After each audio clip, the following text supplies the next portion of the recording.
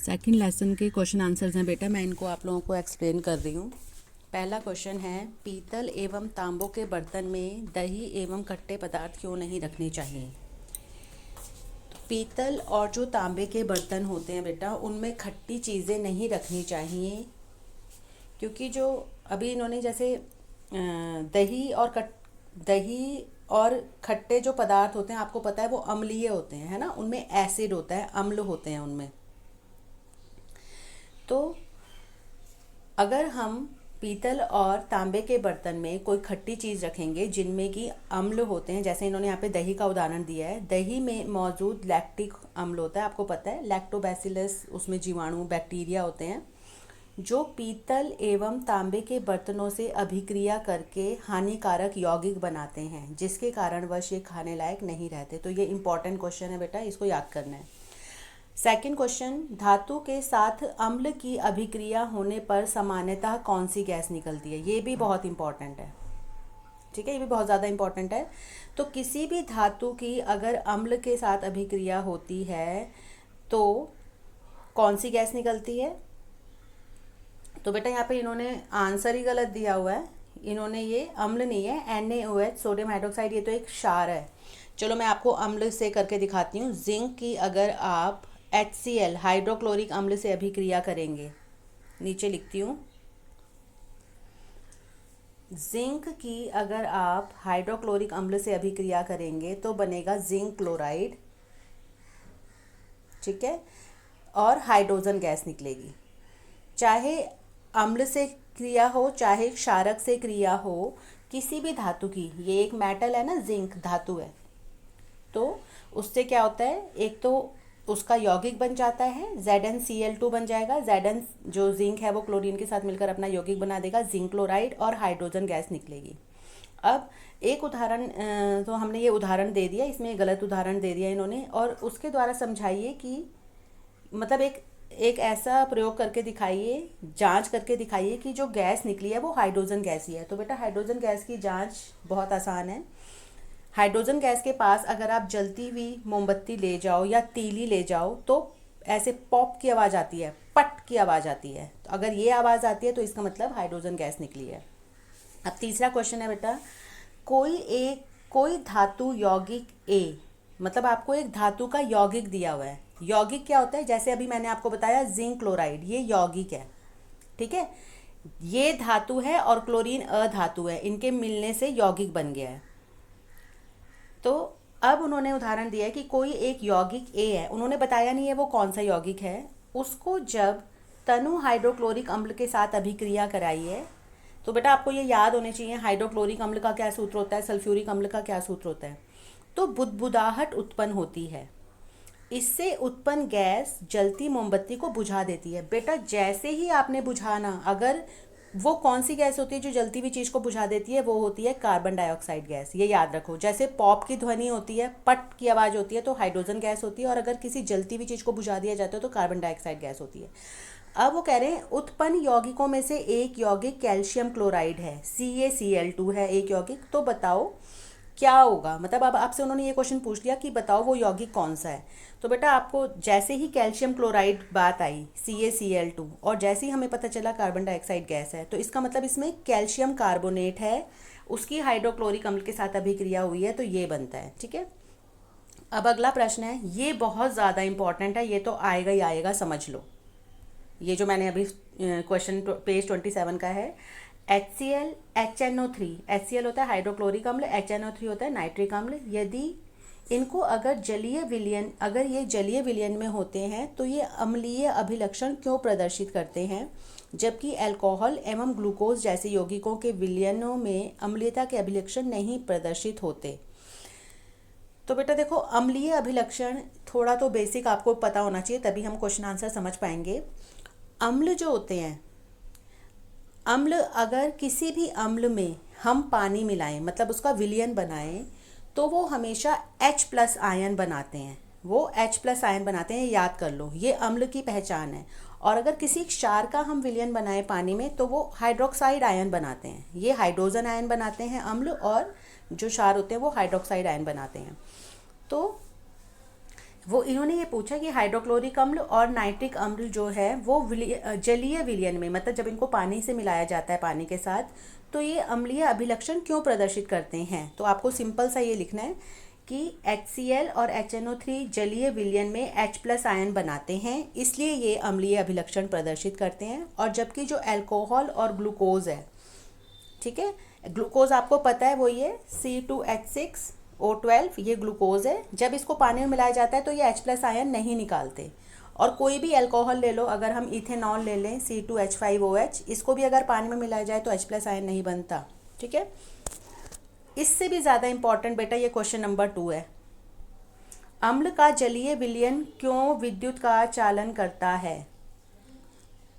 तो इसका उत्तर भी यही है जो ऊपर है। अम्ल का जलीय विलयन विद्युत का चालन करता है क्योंकि अम्ल जलीय विलयन में H+ आयन उत्पन्न कर देते हैं। आपको बस ये याद रखना है कि जो अम्ल होते हैं वो H+ आयन उत्पन्न करते हैं, जिसके कारण विद्युत धारा का प्रवाह होता है। विद्युत धारा तभी प्रवाहित होती है बेटा जब आयन बनते हैं, ज़रूरी नहीं है प्लस वाले, अगर हाइड्रोक्साइड आयन बनेगा तो भी विद्युत धारा प्रवाहित होगी। अब अगला प्रश्न है, शुष्क हाइड्रोक्लोरिक गैस शुष्क लिटमस पत्र को क्यों नहीं बदलती। हाइड्रोक्लोरिक गैस नहीं आएगा, जैसे मैं बताती हूँ, मान लो एक गैस है और उसमें तुमने शुष्क है, सूखी गैस है, उसमें जल वाष्प नहीं है, और उसमें अगर हमने सूखा लिटमस पेपर डाला तो सूखी चीज़ में कभी भी आयन नहीं बनेंगे, हमें उनको थोड़ा गीला करना पड़ेगा।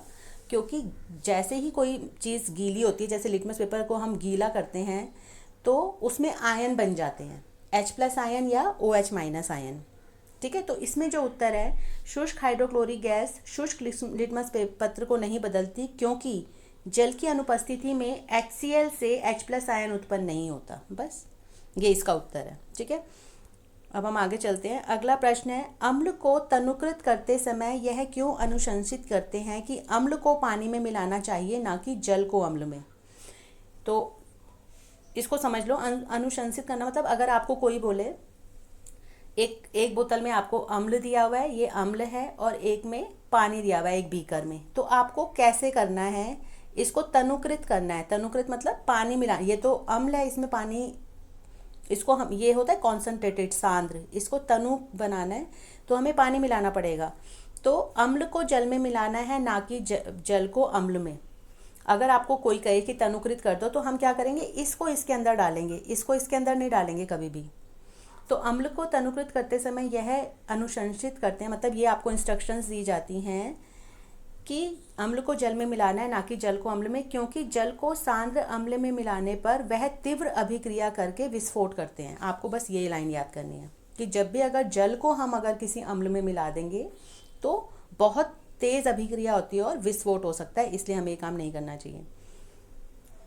अब अगला देखो, अम्ल के विलयन को तनुकृत करते समय हाइड्रोनियम आयन की सांद्रता कैसे प्रभावित होती है। अब हाइड्रोनियम से बेटा आप घबराना मत, हम H+ बोलते हैं ना आयन, हाइड्रोजन आयन या हाइड्रोनियम आयन, ये एक ही बात है। हाइड्रोनियम आयन को लिखते हैं H3O+। होता क्या है बेटा, इसका एक सीधा सा मैं अगर आपको समझाऊं, जैसे पानी है, H2O होता है, इसमें जैसे ही हम कोई अम्ल मिला देते हैं तो क्या होता है, हमें पता है अम्ल का भी जैसे ये मिलाया तो क्या होगा, ये जो अम्ल है इसमें H+ आयन है और क्लोरीन में माइनस है, तो ये जो H+ आयन है ये पानी के साथ मिल गया तो बन गया 2 H, तो यहाँ पहले ही थे, एक यहाँ पर H और हो गया, तो हाइड्रोनियम आयन ऐसे बन जाता है, ठीक है। तो प्रश्न पूछा गया है कि हाइड्रोनियम आयन की सांद्रता में क्या फ़र्क पड़ता है। अब आप सीधी सी बात बताओ, अगर आप अम्ल को पानी में मिलाओगे तो पहले तो वो स्ट्रॉन्ग था, है ना, कॉन्सनट्रेटेड था, जैसे ही पानी में मिलाया वो डाइल्यूट हो गया, तनुकृत हो गया, तो उसकी सांद्रता कम हो जाती है, मतलब इसके आयन कम बनेंगे, आपको ये याद रखना है। अगला प्रश्न है, जब सोडियम हाइड्रोक्साइड विलयन में अधिक क्षारक मिलाते हैं तो हाइड्रोक्साइड आयन की सांद्रता पे, अब एक सोडियम हाइड्रोक्साइड का विलयन है, NaOH है, मान लो सोडियम हाइड्रोक्साइड ये होता है, इसमें थोड़ा सा और NaOH मिला देते हैं तो क्या होगा, जो क्षार होते हैं वो OH- आयन रिलीज़ करते हैं, छोड़ते हैं, और जो अम्ल होते हैं वो H+। अब आपने इसमें और ये मिला दिया, जैसे आप ये मान लो एक आपने चीनी का पानी बनाया, उसमें और चीनी मिला दी तो वो और मीठा हो जाएगा, है ना। वही वाली बात है, इसमें अगर NaOH में और NaOH मिलाया तो OH माइनस ये जो हाइड्रोक्साइड आयन है ये बढ़ जाएंगे, ठीक है। अब अगला प्रश्न है, आपको बस एक ही याद करना है pH वैल्यू का, कि आपके पास 2 विलियन है A और B। मान लो ये 2 बर्तन में 2 विलियन डाल दिए, ये A है और ये B है। B का pH मान 6 है, A का pH मान 6 है और B का 8 है। तो बेटा देखो पहले तो हमें ये चलो देखते हैं, किस विलियन में हाइड्रोजन आयन की सांद्रता अधिक है, इनमें से कौन सा अम्लीय है और कौन सा क्षारकीय है। तो तक pH वैल्यू की बात है, आपको ये याद रखना है, जैसे pH वैल्यू आपको पता है 0 से 14 तक जाती है, pH मान जो 7 नंबर होता है वो न्यूट्रल होता है, मतलब ना ये अम्लीय होता है ना ये क्षारीय होता है। इस तरफ वाले अम्ल होते हैं और इस तरफ वाले क्षार। तो यहाँ पर इन्होंने बोला है जो विलियन A है उसका pH मान 6 है, इसका मतलब वो इस साइड पड़ेगा तो वो अम्ल है, ठीक है। उन्होंने पूछा है ना इनमें से कौन सा अम्लीय है और कौन सा क्षारीय है, तो जो A है वो अम्ल है और जो B है वो 8 है, मतलब वो क्षार की तरफ पड़ रहा है, तो जो B है वो क्षार है। इन्होंने एक और क्वेश्चन पूछा है, किस विलयन में हाइड्रोजन आयन की सांद्रता अधिक होगी। तो हाइड्रोजन आयन किस में ज़्यादा होंगे, जो अम्लीय होगा। तो A अम्ल है तो इसमें हाइड्रोजन आयन की सांद्रता मतलब कॉन्सेंट्रेशन, मतलब उनकी संख्या ज़्यादा होगी H+ आयन की। और अगर B के बारे में पूछे तो उसमें OH- आयन की सांद्रता ज़्यादा होगी। अब अगला प्रश्न है, H+ आयन की सांद्रता का विलयन की प्रकृति पर क्या प्रभाव पड़ता है। अगर H+ आयन ज़्यादा हो तो विलयन कैसा होगा, उस पर क्या प्रभाव पड़ेगा। विलयन आप समझ रहे हो बेटा, आप जैसे नींबू पानी बनाते हो वो एक विलयन है, उसमें पानी है, नींबू है, आपने चीनी है, 2-3 चीज़ें मिला के विलयन बना लिया, सॉल्यूशन है वो। तो अगर मान लो ये एक सॉल्यूशन है, इसमें H+ आयन ज़्यादा है, हाइड्रोजन आयन ज़्यादा है, तो बताओ ये क्या होगा, विलयन की प्रकृति पर क्या प्रभाव पड़ता है। तो अगर H+ आयन ज़्यादा होते हैं तो विलयन कैसा हो जाता है, अम्लीय होता है। तो आपको बस ये ध्यान रखना है। और अगला प्रश्न है, क्या क्षारकीय विलयन में H+ आयन होते हैं, अगर हाँ तो वह क्षारकीय क्यों होते हैं। तो बेटा देखो इसका उत्तर इंपॉर्टेंट है ये, कि जो कोई क्षारकीय विलयन है, क्षारकीय विलयन है मतलब जैसे ये मैंने पानी लिया, विलायक है पानी, और उसमें मैंने वो मिला दिया NaOH, ठीक है, ये एक क्षारक है।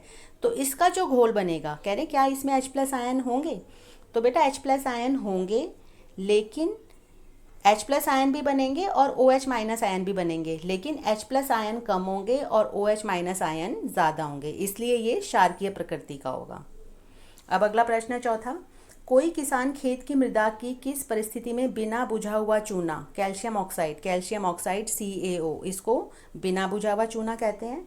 बुझा हुआ चूना होता है कैल्शियम हाइड्रोक्साइड CaOH, या चौक कैल्शियम कार्बोनेट होता है CaCO3। तो मृदा मतलब मिट्टी कैसी हो जाएगी कि वो ये चीज़ें मिलाए। तो बेटा ये क्षारक हैं, आपको याद रखना ये क्षार हैं। तो हम इनको उस मिट्टी में मिलाएंगे जो अम्लीय हो जाती है ज़्यादा। तो इसका उत्तर है, कोई किसान खेत की मृदा की अम्लीय परिस्थिति में, अगर वो अम्लीय है अगर मिट्टी, तो वो ये चीज़ें मिलाएगा ताकि मिट्टी उदासीन हो जाए। अगला प्रश्न है, CaOCl2 यौगिक का प्रचलित नाम, ये बहुत इंपॉर्टेंट है बेटा, 1 नंबर में आता है।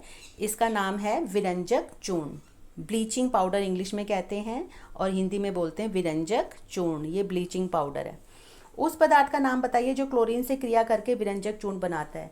तो वो है शुष्क बुझा हुआ चूना, कैल्शियम हाइड्रोक्साइड, ठीक है। आधा घंटा तो हो चुका। अब एक क्वेश्चन है बेटा, कठोर जल को मृदु करने के लिए किस सोडियम यौगिक का प्रयोग किया जाता है। कठोर जल और मृदु जल, कठोर जल वो होता है जो अगर उसमें साबुन मिलाएं तो वो कम झाग देगा, तो उसको मृदु करने के लिए क्या डाला जाता है, सोडियम कार्बोनेट, ठीक है, ये डाला जाता है, याद रख लेना इसको। चौथा है, सोडियम हाइड्रोजन कार्बोनेट NaSCO3 के विलयन को गर्म करने पर क्या होता है। अगर हम सोडियम हाइड्रोजन कार्बोनेट को गर्म करें तो एक तो सोडियम कार्बोनेट बनता है, ये वाला, पानी निकलता है और कार्बन डाइऑक्साइड गैस निकलती है। अगला प्रश्न है, प्लास्टर ऑफ पेरिस की जल के साथ अभिक्रिया करो।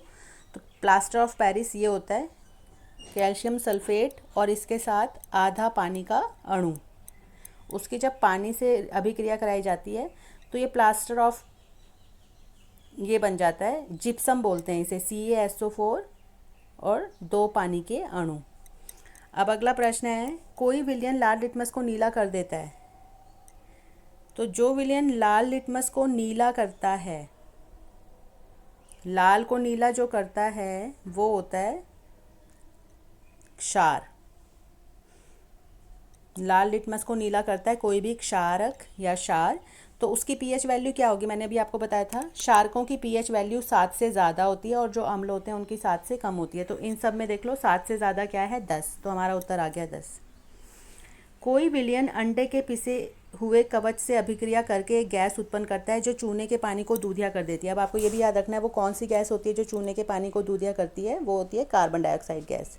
किसी जलती भी चीज़ को बुझा देती है, वो भी कार्बन डाइऑक्साइड गैस है। तो अब ये बताना है कि इस विलयन में क्या होगा। तो इसमें इन्होंने बताया है HCl, हाइड्रोक्लोरिक अम्ल है। और अंडे का जो पिसा हुआ चूना होता है, अंडे में कैल्शियम कार्बोनेट होता है अंडे के छिलके में। तो जब इसमें HCl से रिएक्शन होती है तो एक तो CaCl2 बनता है, एक पानी बनता है और एक कार्बन डाइऑक्साइड, ये याद रखना। अब अगला प्रश्न है, NaOH का 10 ml विलयन HCl के 8 ml विलयन से पूर्णतः उदासीन हो जाता है यदि हम NaOH के उसी विलयन का 20 ml लें। चलो ये भी आपको बाद में, ये वाला क्वेश्चन बाद में समझाया जाएगा। अपच का उपचार करने के लिए किस औषधि का प्रयोग किया जाता है। अपच, इनडाइजेशन या एसिडिटी जब हो जाती है तो हम क्या लेते हैं बेटा, एंटासिड, प्रति अम्ल एंटासिड लेते हैं जो कि अम्ल को उदासीन कर देता है। अब बेटा क्वेश्चन नंबर 7 है, बहुत ज़्यादा इंपॉर्टेंट है। आश्वित जल विद्युत का चालक नहीं करते जबकि वर्षा का जल करता है।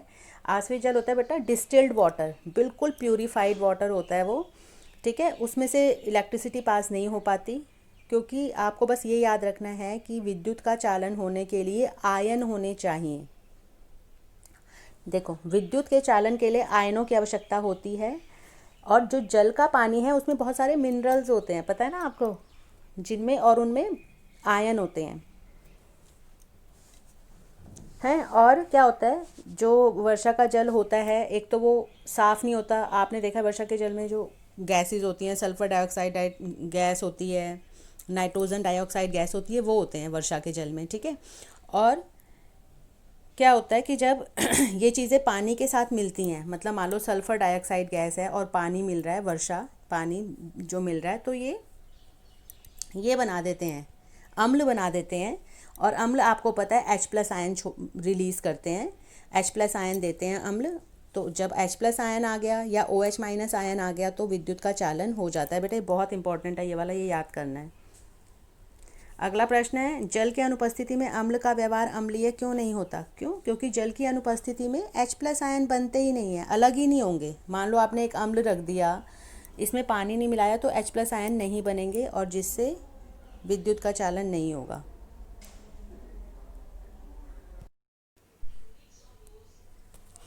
अब ये प्रश्न है बेटा एक, आपको 5 विलयन दिए गए हैं ABCDE और जब सार्वत्रिक सूचक से इसकी जांच की जाती है तो इनके पीएच वैल्यू पता चलते हैं। सार्वत्रिक सूचक बेटा एक पीएच स्केल है। आपको 5 विलयन दिए हुए हैं, मतलब मान लो आप ये 5 बर्तन हैं, ठीक है, 5 ये टेस्ट ट्यूब है, इसमें A है, इसमें B C D E, ठीक है। और जब इनकी सूचक से एक वो पत्ती सी होती है कलरफुल, तो उनके जो मतलब जो पीएच सूचकांक हैं वो दिए हुए हैं। इसका 4 है, इसका 1 है, इसका 11, इसका 7 और इसका 9। तो अब आपको बताना है कौन सा विलयन उदासीन है। बेटा इसके लिए आपको एक चीज़ याद रखनी है, मैंने आपको अभी और क्वेश्चंस में भी बताया है, जो 7 जिस भी विलयन का सूचक पीएच वैल्यू 7 होगी वो उदासीन होगा। 7 से ज़्यादा वाले क्षारक होंगे और 7 से कम वाले अम्ल होंगे। आपको ये चीज़ याद रखनी है, सिर्फ मुश्किल नहीं है ये याद रखना।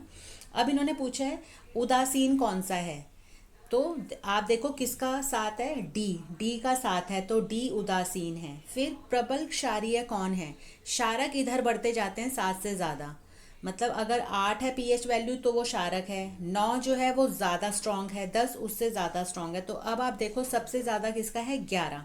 तो सबसे प्रबल कौन सा क्षारीय है, सी हो गया।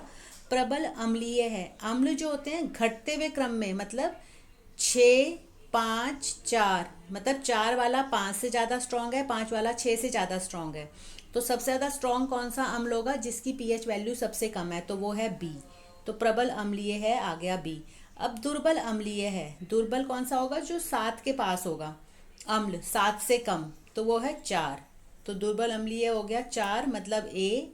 और दुर्बल क्षारक कौन सा होगा, जो 7 के नज़दीक होगा, ई।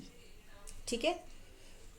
फिर आगे प्रश्न दिया हुआ है, पीएच के मानों को हाइड्रोजन आयन की सांद्रता के आरोही क्रम में लिखिए। हाइड्रोजन आयन से बेटा आप ये समझोगे, हाइड्रोजन आयन की सांद्रता का क्या मतलब है, हाइड्रोजन आयन की सांद्रता का मतलब है जो ज़्यादा H प्लस आयन देगा वो ज़्यादा स्ट्रांग होगा, है ना। जो ज़्यादा H प्लस आयन देगा, जिसमें ज़्यादा H प्लस आयन होंगे वो स्ट्रांग होगा, जिसमें कम होंगे वो वीक होगा।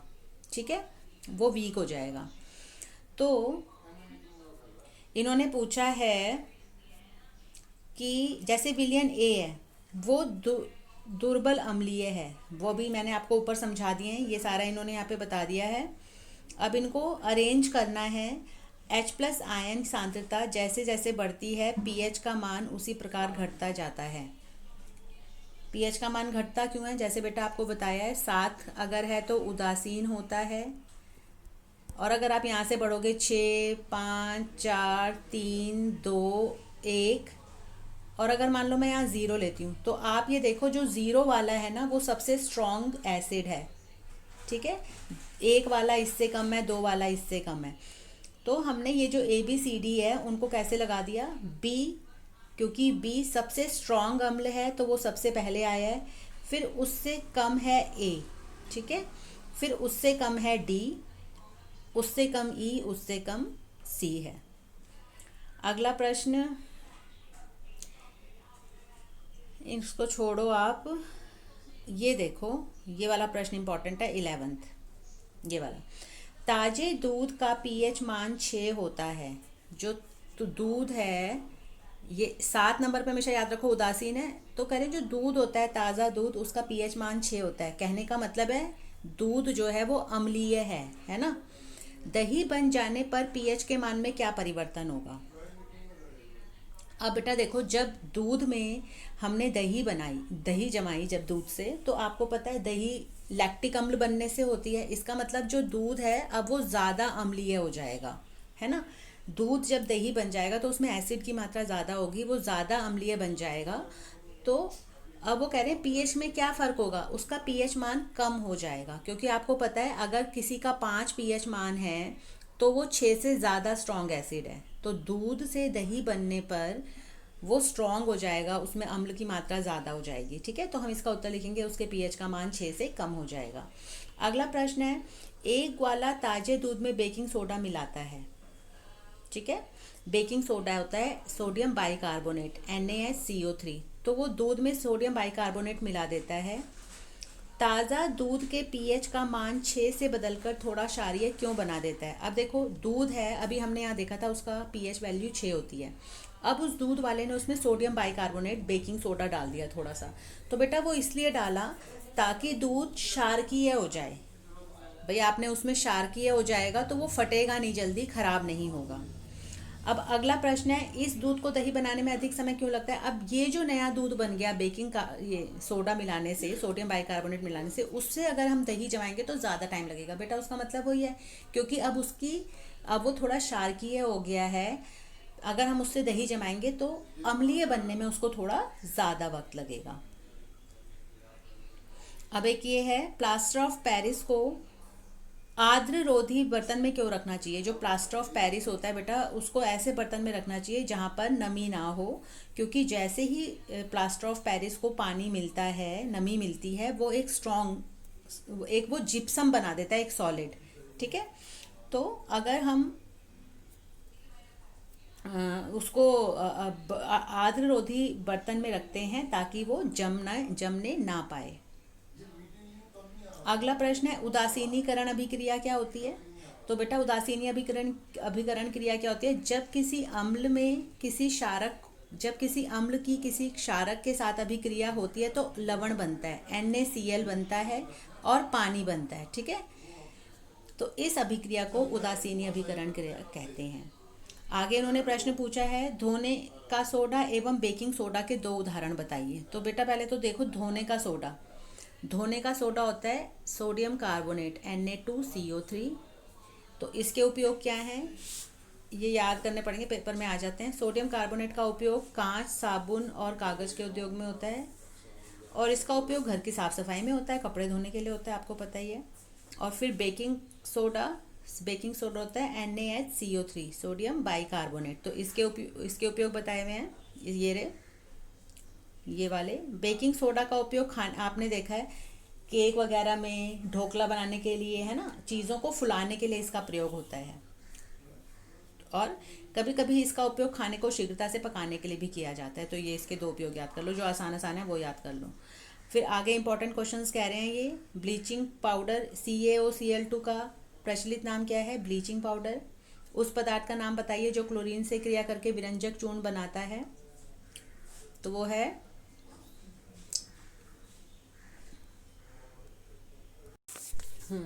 बेटा भी क्वेश्चन है, उस पदार्थ का नाम बताइए जो क्लोरीन के साथ अभिक्रिया करके विरंजक चूर्ण बनाता है। तो वो होता है कैल्शियम हाइड्रोक्साइड, CaOH2। ठीक है, इसकी जब क्लोरीन से अभिक्रिया होती है तो बनता है CaOCl2 और वाटर। तो बेटा आपको ये सारी रिएक्शंस याद करनी है, आपकी किताब में भी दी हुई हैं, इन्हें आपने अच्छे से याद करना है। फिर थर्ड है, कठोर जल को मृदु बनाने के लिए किसका प्रयोग किया जाता है? तो कठोर जल को मृदु बनाने के लिए सोडियम यौगिक का उपयोग होता है। हाँ, अब ये प्रश्न है, दो प्राकृतिक संसूचकों के नाम बताओ। तो एक होता है लिटमस पत्र और एक होता है हल्दी। इनसे पता करा जा सकता है कि दिया हुआ जो विलयन है वो अम्लीय या क्षारकीय है। और दूसरा प्रश्न है, दो संश्लेषित, एक तो होता है प्राकृतिक जो नेचुरल रूप से मिलते हैं, संश्लेषित जो हम लेबोरेटरी में बनाते हैं। तो एक है मैथिल ऑरेंज और एक है फिनाफ्थलीन। कुछ ऐसे पदार्थ जिनकी गंध अम्लीय या क्षार के माध्यम में बदल जाती है, उन्हें क्या कहते हैं? उन्हें गंधीय सूचक कहते हैं। चौथा प्रश्न है, अम्ल जो है वो धातु के साथ मिलकर एक यौगिक बनाता है और हाइड्रोजन गैस निकलती है, इस यौगिक को क्या कहते हैं? तो बेटा वही वाली बात है, कोई भी धातु ले लो, अगर आपने सोडियम ले ली, उसको आपने हाइड्रोक्लोरिक अम्ल से मिलाया तो बनेगा, हाइड्रोजन को भी स्थापित कर देगा, ये NaCl बनेगा प्लस हाइड्रोजन गैस निकलेगी, तो ये लवण बनता है। ठीक है, तो जो बनेगा उसे बोलते हैं लवण। पांचवा प्रश्न है, कैल्शियम कार्बोनेट के विविध रूपों के नाम लिखो। कैल्शियम कार्बोनेट CaCO3 है ना, कैल्शियम और कार्बोनेट, तो इनको अलग अलग नामों से जाना जाता है। इसे चूना पत्थर भी कहते हैं, खड़िया भी कहते हैं और संगमरमर भी कहते हैं। अब आगे है छठा प्रश्न, चूने के पानी में कार्बन डाइऑक्साइड गैस को प्रवाहित करने पर कैल्शियम कार्बोनेट का सफ़ेद अवक्षेप तथा जल प्राप्त होता है। इस अभिक्रिया का समग्र समीकरण लिखिए। जो इन्होंने ये लाइन दी है, कह रहे हैं इसको समीकरण के रूप में लिखिए कि चूने के पानी में, तो आपको पता होना चाहिए चूने का पानी होता है कैल्शियम हाइड्रोक्साइड। जब इसमें कार्बन डाइऑक्साइड गैस प्रवाहित की जाती है तो कैल्शियम कार्बोनेट बनता है CaCO3 और जल प्राप्त होता है। तो हमने क्या किया है, इसी लाइन को जो इन्होंने लिख के दिया उसको हमने समीकरण के रूप में लिख दिया कि कैल्शियम हाइड्रोक्साइड को जब कार्बन डाइऑक्साइड के साथ मिलाया जाता है तो कैल्शियम कार्बोनेट और पानी निकलता है। देखो ये इन्होंने लिखी हुई है। सेकंड प्रश्न है, इस सफ़ेद अवक्षेप को क्या कहते हैं? मतलब कैल्शियम कार्बोनेट नीचे बैठ जाता है बर्तन में, तो उसको बोलते हैं कैल्शियम कार्बोनेट। अधिक मात्रा में कार्बन डाइऑक्साइड गैस प्रवाहित करने पर क्या प्राप्त होगा? मतलब अगर ये जो कैल्शियम कार्बोनेट है, हम उसमें से कार्बन डाइऑक्साइड गैस प्रवाहित करते रहें तो क्या बन जाता है? Calcium hydrogen carbonate. ठीक है, इसका सूत्र आपको याद करना पड़ेगा। तो अम्ल और सातवां प्रश्न है, अम्ल और क्षारक की आपसी अभिक्रिया जिसमें लवण तथा जल प्राप्त होता है, इस अभिक्रिया को क्या कहते हैं? उदासीनीकरण अभिक्रिया कहते हैं। और आठवां प्रश्न है, उदासीनीकरण अभिक्रिया किसे कहते हैं? तो ये लिखोगे आप कि अम्ल और क्षारक की अभिक्रिया होने पर लवण और जल प्राप्त होता है, इसे उदासीनीकरण अभिक्रिया कहते हैं। ठीक है। अब नौवां प्रश्न है, धात्विक ऑक्साइडों की प्रकृति क्या होती है? धात्विक ऑक्साइड मतलब जैसे मान लो सोडियम है, धातु है, और इसका जो ऑक्साइड है, इसकी ऑक्सीजन से अभिक्रिया हुई तो सोडियम ऑक्साइड बन गया। तो इसकी क्या प्रकृति होती है? ये क्षारकीय होता है, ये आपको याद रखना है। और जो अधात्विक होते हैं, जैसे कार्बन डाइऑक्साइड है, या आप लिख लो नाइट्रोजन डाइऑक्साइड, तो इसकी क्या प्रकृति है? ये अम्लीय होगा। नाइट्रोजन का जो ऑक्साइड है वो एसिडिक होगा नेचर में। ये हम अभी पहले कर चुके हैं। पीतल और तांबे के बर्तन में खट्टे पदार्थ क्यों नहीं रखने चाहिए, हमने कर लिया अभी। अब धातु के साथ ये देखो 12वां प्रश्न, धातु के साथ अम्ल की अभिक्रिया होने पर कौन सी गैस निकलती है? तो कितनी हमने देखा बेटा, हमेशा याद रखना है, धातु की किसी अम्ल के साथ रिएक्शन होगा तो हमेशा हाइड्रोजन गैस निकलेगी। और उसकी जांच कैसे करते हैं ये भी हम अभी कर चुके हैं कि एक उसके सामने जलती हुई मोमबत्ती ले आओ, तीली ले आओ, तो पॉप की आवाज़ होती है। एक ये बहुत इंपॉर्टेंट है, 1 नंबर में आता है, जल में घुलनशील क्षारक को क्या कहते हैं? कोई ऐसा क्षारक जो जल में घुलनशील है। क्षारक जैसे सोडियम हाइड्रोक्साइड, अगर हम इसको पानी में मिलाते हैं तो ये अच्छे से घुल जाता है, तो इसे हम क्या बोल देंगे? क्षार। क्षारक और क्षार में फ़र्क है। क्षारक ये है, अगर ये पानी में अच्छे से घुल जाता है तो इसे हम क्षार कहेंगे, और अगर नहीं घुलता है पानी में तो उसे हम क्षार नहीं कहेंगे।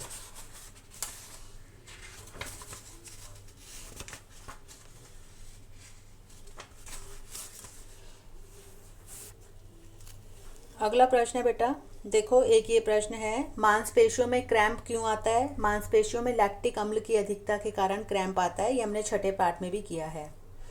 एक ये भी आप इसको समझने के लिए कर लो। 14वां प्रश्न, हमारे शरीर में दांतों का इनेमल एक सबसे कठोर पदार्थ है। ये 1 नंबर के क्वेश्चन में आता है कि हमारे शरीर में सबसे कठोर पदार्थ क्या है? तो आप बोलोगे जो दांतों का इनेमल होता है, दांतों के ऊपर एक परत होती है। चॉकलेट और मिठाई खाने से ये क्षय कैसे हो जाता है? मतलब चॉकलेट और मिठाई तभी कहते हैं कि ब्रश कर लेना चाहिए, मीठी चीज़ खाओ, नहीं तो वो मीठी चीज़ जो है दांतों पर चिपक जाती है और उससे हमारा इनेमल खराब होता है। तो क्या होता है बेटा, मुंह में उपस्थित बैक्टीरिया भोजन के पश्चात मुंह में अपशिष्ट शर्करा, मतलब वही जो शुगर होती है, वो एसिड उत्पन्न करते हैं, हमारे दांतों में चिपके रहते हैं, हमारे मुंह में रहते हैं, तो एसिड उत्पन्न करते हैं। और जो एसिड होता है उसकी वजह से जो एसिड बनता है वो दांतों को ख़राब कर देता है। ठीक है, इसलिए कहते हैं कि खाना खाने के बाद, कुछ मीठा खाने के बाद अच्छे से अपने दांतों को साफ कर लो। फिर अभी कह रहे हैं इनेमल किसका बना होता है? तो ये भी 1 नंबर का क्वेश्चन है। इनेमल बना होता है कैल्शियम फॉस्फेट का। और हमारे मुंह का पीएच मान कितना होता है? 5.5 होता है।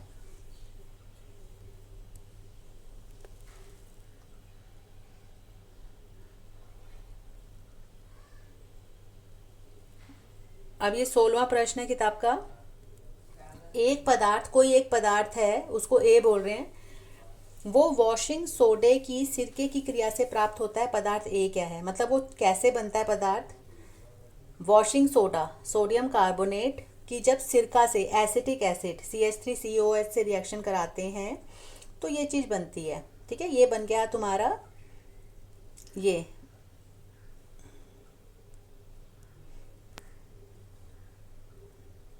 बन गया आपका सोडियम एसीटेट। बस क्या हुआ, H की जगह Na आ गया और कार्बन डाइऑक्साइड और पानी बन गया। अब 17वां प्रश्न है, किसी टूटी हुई हड्डी को स्थिर रखने के लिए डॉक्टर श्वेत पाउडर की पानी में बनी पेस्ट का उपयोग करते हैं, इस पदार्थ का नाम बताओ। तो ये इसका नाम है प्लास्टर ऑफ पेरिस। इंपॉर्टेंट है बेटा ये 17th question, plaster of Paris, POP भी कह देते हैं जिसे। इसका रासायनिक सूत्र लिखो। तो कैल्शियम सल्फेट और पानी के आधा अणु है, हाफ H2O है। अब इस पदार्थ का एक विशेष गुण बताओ। इस पदार्थ का विशेष गुण यह है कि ये जल में मिलते ही कठोर हो जाता है। तभी आपको पता है ना, अगर इसको पानी में मिलाते हैं और थोड़ी देर ऐसे छोड़ दोगे तो एकदम पत्थर जैसा हो जाता है ये। इस पदार्थ को आर्द्र रोधी बर्तन में क्यों रखना चाहिए? ताकि ये पानी से अभिक्रिया करके सॉलिड ना हो पाए, और जब ये सॉलिड बन जाता है ना तो उसको जिप्सम कहते हैं। तो ये ना बने इसलिए इसको आर्द्र विरोधी बर्तन में रखना चाहिए। 18वां प्रश्न है, तनुकरण किसे कहते हैं? आपको पता है, जल में अम्ल या क्षारक मिलाने की प्रक्रिया को तनुकरण कहते हैं। अब ये विरंजक चूर्ण का भी उपयोग है, ये वाला प्रश्न है। 20वां प्रश्न, ये याद कर लेना आप। 21वां प्रश्न, लिटमस पत्र कहाँ से प्राप्त होता है? तो एक लीचेन पौधा होता है, उससे मिलता है ये। 3 प्राकृतिक पदार्थों के नाम लिखो जो अम्ल और क्षार की उपस्थिति को सूचित करते हैं। तो हल्दी, लिटमस पत्र और लाल बंद गोभी, और एक गुड़हल होता है, वो भी एक प्राकृतिक सूचक है। अम्ल और क्षारों के 2 रासायनिक गुण लिखो। देखो अम्ल क्या होता है बेटा, अम्ल के अगर रासायनिक गुण पूछे जाएं तो अम्ल जल के साथ हाइड्रोजन आयन प्रदान करता है, और दूसरा है अम्ल धातु के साथ अभिक्रिया करके लवण तथा हाइड्रोजन गैस बनाता है। और क्षारक के गुण है, तो क्षारक जो है जल के साथ हाइड्रोक्साइड आयन देता है, OH- आयन, और ये भी अम्ल के साथ अभिक्रिया करके लवण तथा हाइड्रोजन गैस बनाते हैं। 24वां में हम कर चुके हैं, 25वां भी हमने किया हुआ है। ये दोबारा रिपीट क्यों हो रहे हैं?